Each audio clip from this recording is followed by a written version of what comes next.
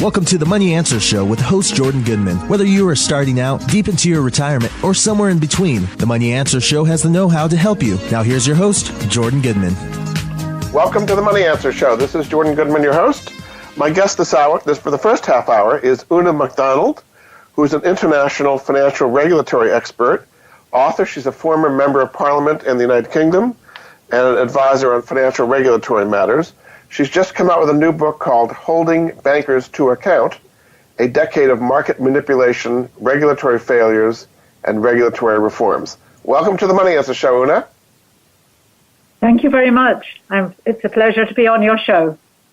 So you've done several books. You did two books we spoke about previously, one about Lehman Brothers and one about Fannie Mae and Freddie Mac. Why did you feel necessary to do this new book called Holding Bankers to Account, which is talking about the manipulation of benchmarks, such as the London Interbank Offered Rate? I think there are two different reasons for that. One is holding bankers to account, that is senior bankers, because in all the other books that I've written, it is quite clear that senior bankers, how should we put it, seem to get away with everything that they've done wrong scot-free, whereas it's the people lower down the pecking order who end up paying the price. In the case of the kind of manipulation involved in LIBOR and in Forex and foreign exchange, yes, you read even more recently in the newspapers that this or that trader has been punished, been sent to prison or fined, or have lost their jobs. Usually they've lost their jobs as well. So I thought it was time to examine what exactly they had done, who should have been held responsible, and in the end, how to do that, how to hold senior bankers responsible. So let's go back to the basics of what's involved here. There's an international rate called the London Interbank Offered Rate, or LIBOR. So what is LIBOR used for, and why is it so important? Oh, LIBOR is extremely important. Initially, it was just used for syndicated bank loans. But as the years went by from the 1970s onwards, derivative contracts became more and more important. And so when you enter into a derivative contract, there's going to be a close-off date for that contract. And so you use this rate set in those days by the commercial banks alone, saying each day, we are willing to lend at each other at such and such a rate of interest. And the contract would be tied to whatever LIBOR was on the day when the contract had to be fulfilled. So it affects a very, very wide range of contracts. Mortgages, for example, would be included in that list. So it sounds like a very complex way that LIBOR, the rate on LIBOR, is set every day. It's not one person somewhere. It's many, many banks kind of putting in bids and so on. So how is it possible for something that complicated to be manipulated? And was it manipulated to make it go up or make it go down? Exactly how was it manipulated? Oh, up or down, depending on the nature of the contracts that the traders had. When you read the book, you will see that actually it was manipulated in the simplest possible way, just through traders in different banks sending emails to each other or sending or discussing what the rate should be on chat rooms. So what I've recorded in the book is some of those conversations which obviously derived from the financial regulatory authorities. So one trader in particular, who's now residing at Her Majesty's pleasure, as we say in the UK, Tom Hayes, I think was the leader. And he had contacts amongst the traders in a number of leading banks, Barclays, UBS, Royal Bank of Scotland, Deutsche Bank, just to name a few examples. That's all public information. And they would talk to each other each day about the rates that they would submit. So they would say, okay, I want the rate to be, let's say, 5.4% rate of interest today. They would talk about it amongst themselves. Was it going to benefit a number of them? And then they would each agree to set that particular rate, which was then recorded on a daily basis by the British Bankers Association, on a kind of average where they excluded the highest rate and the lowest rate and took an average, and that was the rate for that day. That was public information, published daily, so anyone else who wanted to know what the LIBOR rate was would simply check on a daily basis and use that in all of their contracts. And it's very interesting because they only had to alter the rate a little bit by what we call 1 or 2 basis points. But on a derivative contract, that could make the contract worth an awful lot more money. And they rewarded each other. What I found intriguing was that the rewards were so small that if one trader helped or group of traders helped another out, the one who needed the help would say, "Oh, I'll send you over a bottle of champagne today." And I'd say, "Only for that?" For cheating on the whole process. But of course it wasn't only for that. They would all benefit from the money they made on those particular contracts and the bonuses that they earned. So these were making more money for the banks. At whose expense? If the people who were manipulating were the winners, who were the losers? Who were paying more than they should have been? Well, that's an interesting question because on each daily rate, as I said, it was used by a very wide range of contracts that would be part of mutual funds, but also part of mortgages. So there would always be winners and losers. Borrowers could be paying a lower rate of interest than they otherwise would have done if the rate had been recorded in the proper way. Savers in mutual funds, for example, could be amongst the losers because they would get less by way of returns on their savings. So always winners and losers, but which group were winners and which group were losers would vary from day to day. So supposedly these banks have all kinds of controls and risk management techniques, and they're being watched by regulators all the time, and there's a lot at stake, billions of dollars at stake. Was this just very bold, and they never thought they'd get caught, or how did this go on for so long without coming out that they were doing something manipulative? Right. Now, that was the real problem. As I've mentioned the words, the British Bankers Association, that was a trade association. And as part of the historical development, it was the British Bankers Association that recorded each day's trades. As time went on and the use of LIBOR changed, it didn't occur to them, or indeed to the regulators who in the UK did not have the responsibility then of regulating and supervising LIBOR. It had kind of grown up over time, and it hadn't occurred to anybody, one, that you could manipulate the LIBOR rate, and two, the importance of tiny changes in interest rates. As the governor of the Bank of England at the time, Mervyn King, put it, we would be looking for large rises in interest rates, not noticing just 1 or 2 basis points, as they're called, very tiny movements in interest rates. So, but the British Bankers Association was just a trade association. It actually didn't have the powers or the staff to regulate LIBOR. And now that is partly why I say this is something for which the senior bankers themselves should have been responsible. How did they get away with it? Well, I guess the senior bankers were at the very least negligent in only being happy that their traders were earning a lot of money and that they had some apparently star traders who were very good at their job.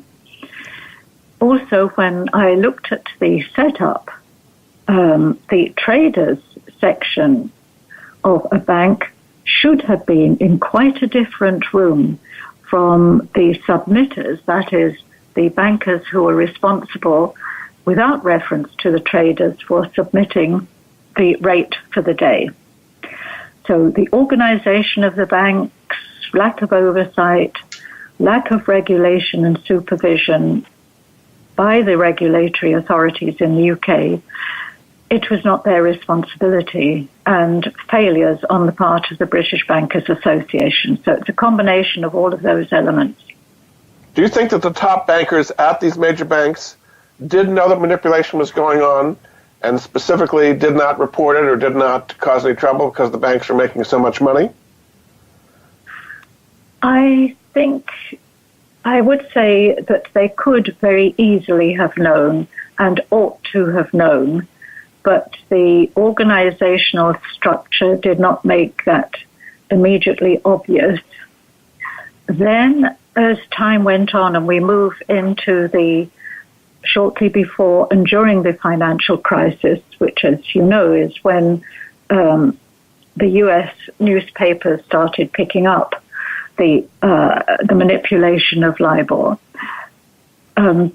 What they were afraid of then is that if the rates went up too high, then the assumption would be, what's wrong with that bank if they can only borrow or lend at a higher level?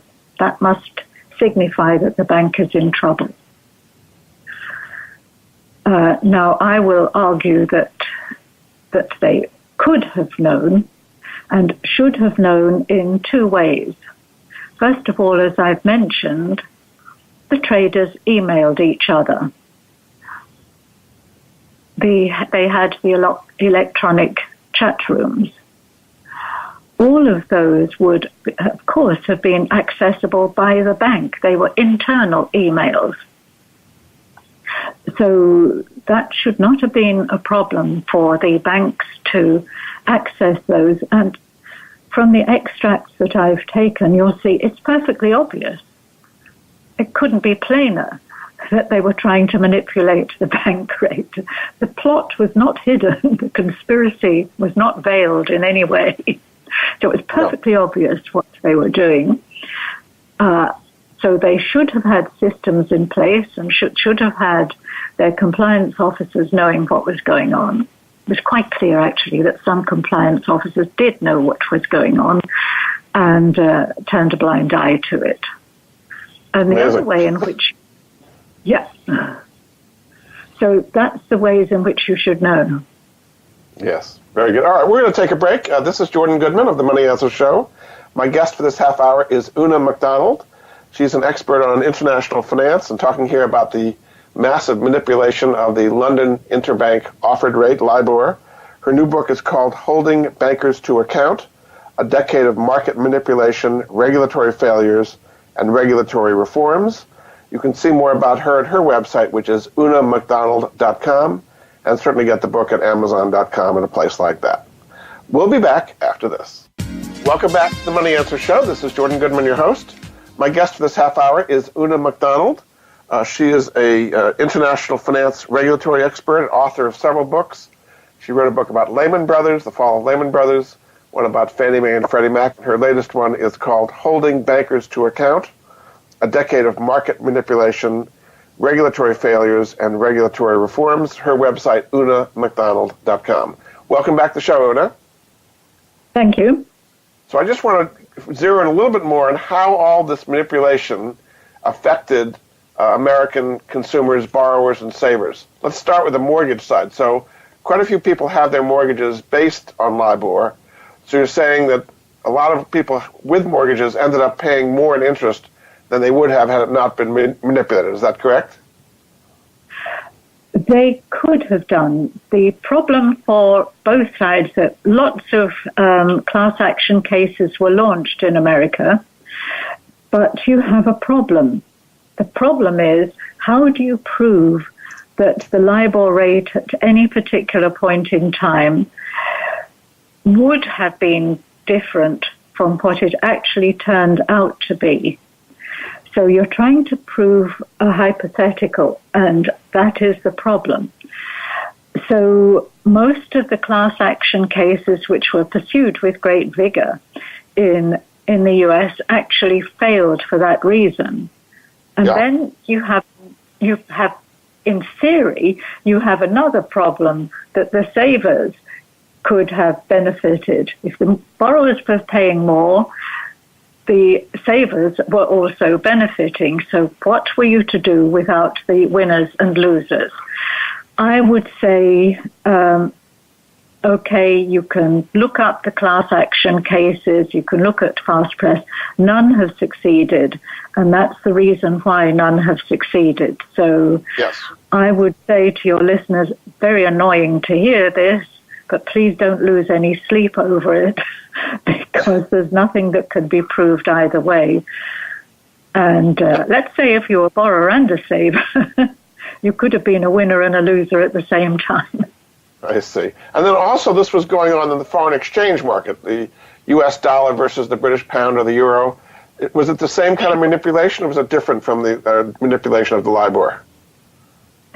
It basically the same in that traders were colluding with each other. It worked a little differently and probably had really, frankly, a very limited effect on people changing their dollars into pounds or euros for going on holiday, for example. Usually, the banks would offer a customer with a very large amount of money who wanted to change to pay for imports, for example, running into millions of dollars. Then you would talk to your bank, and you would enter what was called a stop loss account. You would say, I need this money to pay for such and such on a particular day. This is the exchange rate I would like to have. Against the background for that, the exchange rates are changing so quickly nowadays, 30 times faster than blinking your eye, that could in a way raise the chances of your hitting upon the right exchange rate for you at the right time. Okay, so there you are, you're a customer, you've got an awful lot of money that you wish to change from dollars into some other currency. Now, what happened then would be that the traders would phone each other up and say, I've got a big order today, I'm hoping that the rate will be such and such. And the others would discuss what clients they had, what kind of rates their clients wanted. They may sell some in advance to either raise the rate or to lower the rate, depending on which direction the rate was going. They would collude together to do that and hopefully get the rate that they wanted in order to fulfill their client's order. Sometimes they would aim to get a better rate than their client actually wanted because that brought more money for themselves as traders and for the bank. So if they fulfilled an order, that for client, they would get their person to be profited or get a commission for doing that, is what you're saying. Yeah. Right. That's how also, you got the bonuses. Yeah, bonuses as well, right. You also said this possibly was happening in the gold and silver markets. For many years, the London gold fix is kind of where gold is at any particular time. Is there evidence of collusion and manipulation in the gold and silver markets as well? There was. It was more difficult to detect, and the nature of the way in which the gold price is fixed has also changed substantially. But it used to be done over the telephone with a small group of dealers in London, and they would receive information from various traders, and they would fix the rate between themselves. Those were representatives of the larger banks. It was a process that dated from after World War I, first being carried out by face-to-face meetings, then it was carried out by telephone, and subsequently carried out by telephone until the whole thing was reformed and that comes in with the new benchmark regulations that are established for fixing the gold price, the silver price, exchange rates, and also LIBOR, the London Interbank Offer Rate. Yeah. So much has changed since those days. I searched and searched for a lot more evidence of gold and silver price manipulation, which if you Google, you find that everyone is complaining about that all the time. When you actually come to search the evidence, there's very little evidence that the regulators were able to discover. Do you think there are other things like this being manipulated today that the regulators have not caught on to yet? What might that be? I think what we're looking at here, and we're really only discussing the regulation now of benchmarks. So two things are happening. First of all, a reform of the way in which the benchmarks are actually established. And secondly, on the part of the Federal Reserve and the Bank of England to replace LIBOR with other benchmarks. There is a problem, however, with the other benchmarks, not a problem of manipulation at all. It's perfectly clear what they are, but they're only overnight rates. And it's more difficult to apply those to long-term contracts. The value of LIBOR has always been that they offer long-term contracts, anything from a month, 3 months, 6 months, or years. So I don't think that there are other benchmarks around. These are the major benchmarks that are involved in so much trading, and major reforms have been underway as to how those benchmarks are established. At the end of the book, you have a list of all the fines that all the banks paid to the British and to the Federal Reserve and all these regulatory agencies. Yep. What was the impact on the banks? Did people lose their jobs? This was a horrible thing for the banks. Their profits went way down. I mean, what was the impact of this huge millions and millions of dollars of fines over all this on many, many banks across both the U.S. and Europe? Well, this is what I think is wrong, you see, because when you find the bank, as I said, the only people that lost their jobs were the traders who were clearly guilty because you had all the email and electronic chat rooms evidence to establish that. No one else lost their jobs. The fine on the bank, and I particularly object to the banks themselves being fined, and you're quite right, we're talking about billions of dollars. Who ends up paying for those? Actually, because you're increasing the costs of the banks doing their business, I maintain that it is customers of the banks and also pension funds, mutual funds, and so on. Why? Because it affects the share price of the banks, and as you know, most people do not invest in a particular bank or a range of banks by themselves. They invest through a mutual fund or through savings in their pension funds, or they are receiving their pensions. So I maintain that it's all those groups who are actually affected by the fines on the banks, not the bank itself. Yeah. This whole manipulation story kind of feeds this narrative, I guess you might say, that the little guy doesn't have a chance against the big guys. They're manipulating all this money with all these complicated things. This is the same true with trading on stocks today with high-frequency trading. Is that part of the impact of all this, is the kind of feeding of the narrative that the little guy doesn't have a chance in the financial markets? Well, I think that's why I wrote the last chapter of the book, because I want the big guys to be caught and punished personally, so that the little guy, as you rightly say, has a much better chance. That's why it's called holding senior bankers to account.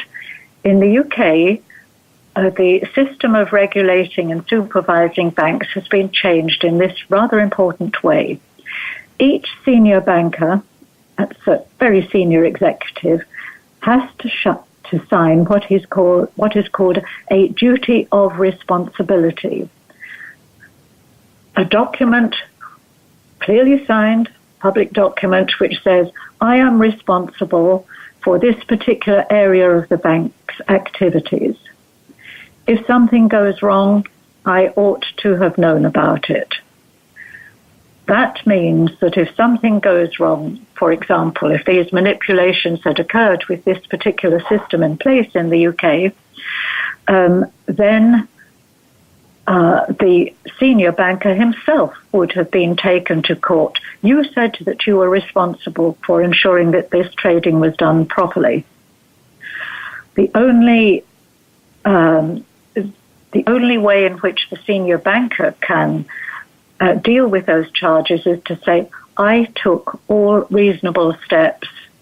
You would have to state what those reasonable steps are in great detail to ensure that trading was done according to the rules. The kind of collusion that I've talked about, especially in relation to Forex, is already against the rules in America and with all other regulators. But I want the man at the top to be held responsible. He is the one to lose his job. He is the one to go off to prison. And we'll see what happens. Very good. Well, thank you so much, Oonagh. If people want to find out more, the book is called Holding Bankers to Account, A Decade of Market Manipulation, Regulatory Failures, and Regulatory Reforms. You can sort of get it at Amazon. Oonagh's website is OonaghMcDonald.com. You can also see things about her previous books, about Lehman Brothers, Fannie Mae, and Freddie Mac, and others as well. Thanks so much for being a great guest on the Money Answer Show, Oonagh. Great pleasure. Thank you very much indeed. All right, thanks very much. We'll be back after this with our next guest, Ashley Micciche. Welcome back to the Money Answer Show. This is Jordan Goodman, your host. My guest for this half hour is Ashley Micciche. She is the CEO at True North Retirement Advisors, based near Portland, Oregon. She is a specialist in retirement planning and particularly helping small business owners exit their businesses successfully. Welcome to the show, Ashley. Nice to be with you. Thank you, Jordan. It's a pleasure to be here. Let's just get a little bit of your background in forming your firm and how you got to where you are now. Yeah, so I actually started as a financial advisor straight out of college, and I joined my dad when I was 22 years old, had no idea what I was doing. And my dad and I actually worked together at big firms for about 10 years before we decided to launch True North. And that was a pretty big undertaking, but it was a lot of fun as well. And we kind of knew from the beginning, we're both very entrepreneurial, so we knew that having our own firm was really the right step for us because we could do the kind of work that our clients were asking of us in the way that best aligned with our values. But I will say the most interesting thing about starting a business, and it's all exciting, but we did it when my son was 3 months old, which is probably the worst idea ever. I would never recommend doing that. Indeed. So one area you're specializing in is helping small business owners to successfully exit their businesses and sell. Why is that something of particular interest to you? Yeah, that's a great question. And my background is actually in 401k consulting. And what happened back in 2013, so about 6 years ago, I have a number of small business owners where I work with them on their 401k plans. And they tend to be smaller plans where the primary person I'm dealing with is the business owner or the CFO or, someone in that role. And what happened in this one 401k plan that I was working with is the owner died suddenly of a heart attack overnight. And this was a third generation business. But what ended up happening is that because the business sort of revolved around him, he had no succession plan. He had no one who could come in and step up and help. When he died suddenly, it was catastrophic for his business, his employees, even his own family. His wife, actually, his grieving wife, had to come in and run the business with zero experience in the industry and the business. And then they kind of limped along for a couple of years before a competitor bought them for way less than what they were actually worth. And so I watched all of this fall apart from the sidelines. And I kind of said to myself, never again. I need to start having these conversations with clients because I don't think anybody else really is. A lot of times the CPA or an attorney might be involved in the exit planning process, but a lot of times business owners are kind of on their own and they have to be a bit more proactive about seeking this help out when it comes to exiting their business. So from that day forward, I resolved to incorporate this more into what we do for our clients, and it's just grown and become more and more central to what we do for our business owner clients. So what are some of the universal steps that business owners should take to exit their business, and over what time period should they start planning that? The best answer I could give is start at the beginning, start with the end in mind. In an ideal situation, you would really think about and start planning for your exit when you start your business, but that's not realistic for most business owners because you're just trying to survive at that stage. So ideally, you would plan your exit over a 5 to 10 year time period. And the reason why that's important, because there are certain things that you can do to either grow the value of the business or ensure your successful exit that do take time. And you can do it in a shorter time period than that, and that happens all the time. But ideally, you would really start to plan and put things into motion maybe 5 to 10 years out. But the universal steps are, one is valuing your business. So we have to know what your business is worth from the get-go. And that's actually the first step. And then the second step is establishing your timeline and your goals. And that sort of speaks to your other question over what time period. Every business owner has a different timeline and they have a different priorities, different goals that they want to achieve with their exit. And then the third universal step is discovering your gap. And what that means is once you take inventory of what your business is worth and you combine that with your other financial resources, retirement accounts, real estate, et cetera, do you have enough to retire today and exit your business today, or do you have a gap? And so a lot of business owners, I think, they kind of put their head in the sand. They don't want to know. Having a gap is okay, and it's normal. Most business owners have some gap. We just need to know how big the gap is so that we can get to work on trying to close that gap. And then once you decide you do want to sell a business, even if it's like 5 years in the future, do you deal with a business broker, or what is the best way to get the best price when you're selling your business, even if it's a bit off in the future? Yeah, so it depends on the size of the business. Most smaller businesses, I would say under $5-10 million in value, you would generally work with a business broker to do that. Now, a lot of business owners, they'll kind of matchmake on their own. Maybe there's a friend that they know is in the same industry and they just kind of do a private deal with that individual. And that's usually not advisable because if the other person is smart, if the buyer is smart, they're going to bring their own team of attorneys and experts to the table. So you want to protect yourself and make sure that you get what your business is worth without any surprises later on down the road. And then for a larger size business, usually mergers and acquisitions advisor or deal attorney, traditional investment banker type role would be the person that you would bring in that case. But a lot of it depends on the size of the business, the industry you're in. If you're in a growing industry, that's going to be attractive. And actually, what we do in the exit planning process is I don't actually care if you want to sell your business to an outsider and go that route, or if you want to transfer to a key employee or a family member. Part of my job is to help you figure out, based on your goals, what is the best path for that particular business owner. Yeah, in many cases, probably the children are not interested in taking over the business. They just want to get cashed out of it. Is that cause where there might be one child that's interested and others children not interested? How do you deal with the family dynamics in a case like that? That is an excellent question because it comes up so often. So yeah, you're right. A lot of times children do not necessarily want to be involved in the business. Maybe they want to work there, but working there versus being an owner is two very different things. And they may also not necessarily have the skill set or, the same kind of drive. Business owners, entrepreneurs, they're a very unique subset of people. And, they tend to be very driven, and they have, certain characteristics that make them good entrepreneurs. And that's okay. Not everybody needs to have those characteristics, but we want to identify the right people and the ideal people to be our successor. And sometimes the challenge in a family business is that next generation family member, we want to set them up to succeed. And if they're not a good fit for owning and running the business long term, maybe, we want to consider some other options.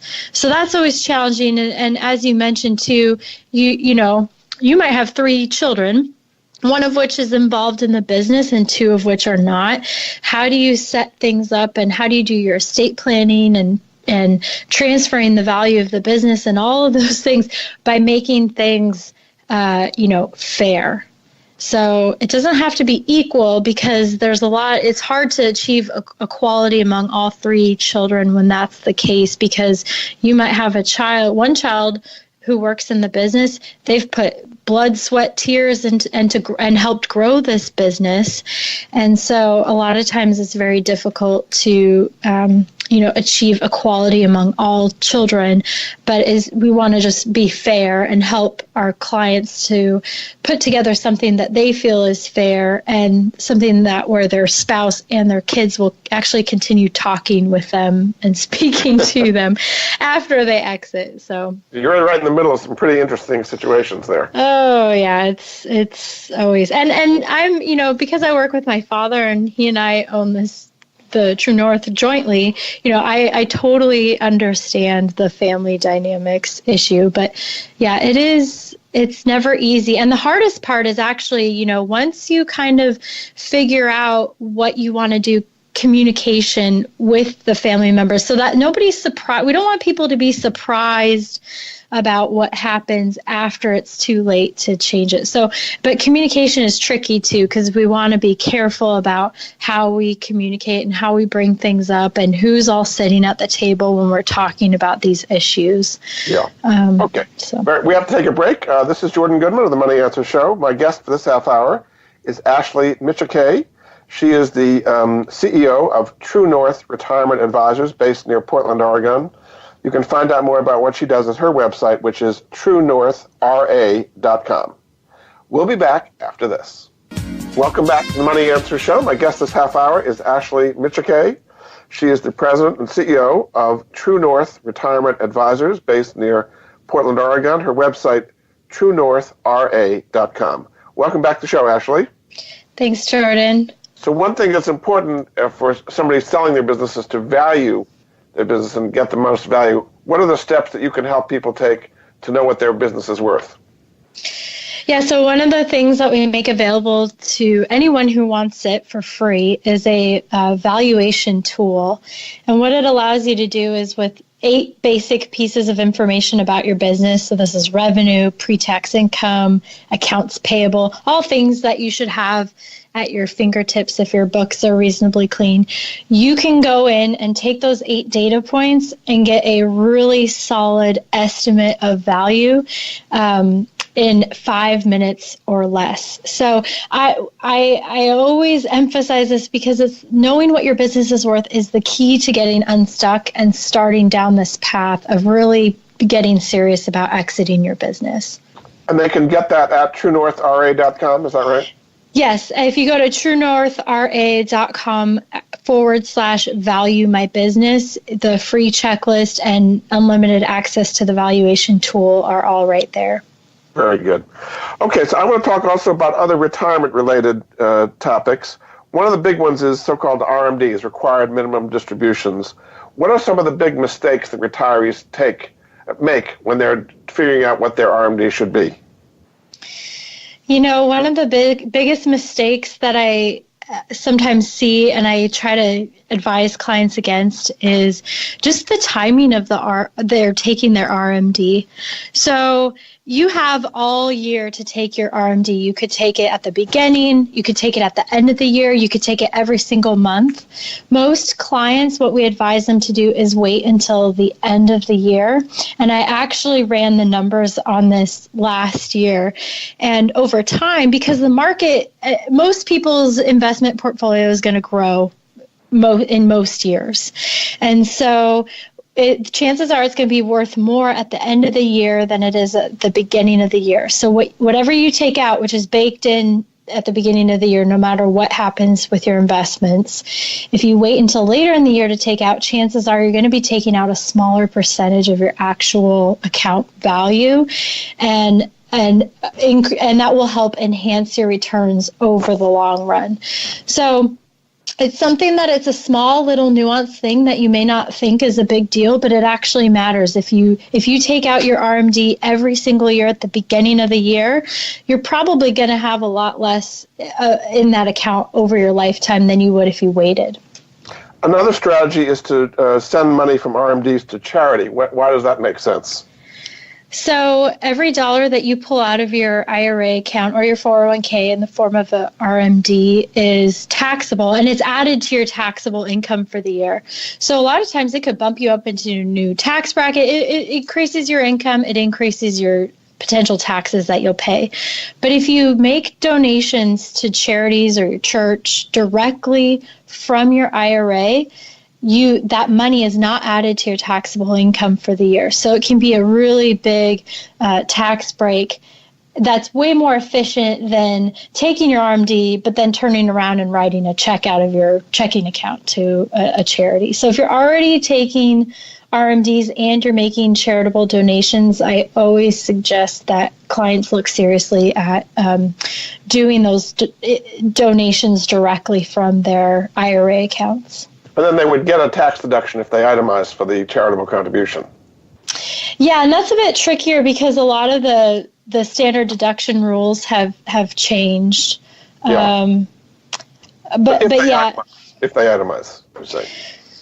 Yeah, and another thing that works is called charitable bunching. It sounds a little odd, but sometimes what people can do to help them make itemizing more attractive now that the standardized deduction has gone up is to lump maybe 3 years worth of donations into 1 year so that it increases that deduction amount and helps people qualify for the standard deduction. Yes. Okay. Another thing is Social Security. A lot of people have questions about when they should take it. Many people take it the moment they can start getting it at 62. Some wait till 70. Some take it at the retirement age of 66 and change. How do you advise people on when they should start taking Social Security? That's not always an easy question to answer because a lot of it depends on your when you retire, how much you really need that income and whether or not your other sources of like your portfolio or rental income, whether or not you have other income sources. But in general, I've seen just in my experience of working with clients, the longer you wait, the better. Generally, because most people are living longer, unless you have serious health problems, most of us are going to live well into our 80s. Even if you live into your early 80s, a lot of times you'll get more money from Social Security the later you take it. So it does vary based on individual circumstances, but in general, what I see is if you can stand to wait, until at least your full retirement age, but ideally closer to 68, 69, 70, then the likelihood that you'll maximize what you extract from Social Security is probably much better. One reason people take it earlier is they're concerned about the viability and sustainability of Social Security. Do you think that's something people should worry about? As the baby boom keeps retiring and there are fewer workers paying in than the past, are you concerned about that? I'm very concerned about it for me. I'm 34. I don't know what Social Security is going to look like in 30 years, but I would say for someone in their late 50s, early 60s, or someone who's, making that decision because it's coming up very soon. I would not be concerned about it because if you look historically, I don't think they're going to pull the Social Security. I don't think the U.S. government is going to pull Social Security out from under you because they have this huge voting block of the baby boomers who are not going to be happy at whatever administration, whoever's in office. If they do that, they're going to get voted out really quickly, and they know that. And so I just don't think it's a realistic assumption, although I do have clients all the time who take it as early as possible for that exact reason. And it's more, they tend to be more paranoid and worried about that kind of stuff anyway. So sometimes there's no talking them out of it. But in about 2 minutes we have left, there are some opportunities for Roth conversions. Just briefly tell us what opportunities are there for doing Roth conversions these days? Yeah, I read an article a few months back that basically said this year and next year, while the Tax Cuts and Jobs Act has gone into effect, and while Trump is still in office because no one knows what's going to happen in 2020, it is I think they called it a perfect storm for making a Roth conversion because tax rates are lower for a lot of people, and they may go back up and could go up significantly, especially if you look at where tax rates are now versus historical norms. It makes a lot of sense for someone, especially if you're maybe already retired and your income is lower, to look seriously at a Roth conversion. That's because when you convert to a Roth, in the year you do it, it becomes income to you in that year, and you're saying tax rates are their lowest they've been in a long time. So the tax on that income in that year would be the lowest you've ever seen. Is that basically the reason? Exactly. Yeah. So just kind of sum up, both for small business owners and people with retirement planning, what kind of a difference would it make in people's lives to do what you're talking about as opposed to not planning for these kind of things? Well, as someone who has a 30-point checklist for my own kid's birthday party, I cannot overemphasize the value of planning. People who plan in advance, you're going to have the most options available to you, the most flexibility. And I think that's the real value of planning, whether it's planning for the exit from your business or planning for retirement, is you're going to have a lot more say-so and control and flexibility the more you plan and the more in advance that you plan. Terrific. Well, thanks so much. My guest this half hour has been Ashley Micciche. She is the CEO at True North Retirement Advisors based near Portland, Oregon. You can find out more about her and her firm at her website, truenorthra.com. Thanks so much for being a guest on the Money Answer Show, Ashley. Thank you, Jordan. Thanks again. We'll be back next week with another edition of the Money Answer Show. Goodbye for now. Thank you for joining Jordan Goodman and the Money Answer Show. If you have a question for Jordan, please visit his website at www.moneyanswers.com. And be sure to tune in every Monday at 12 p.m. Pacific Standard Time right here on Voice America Business. See you next week.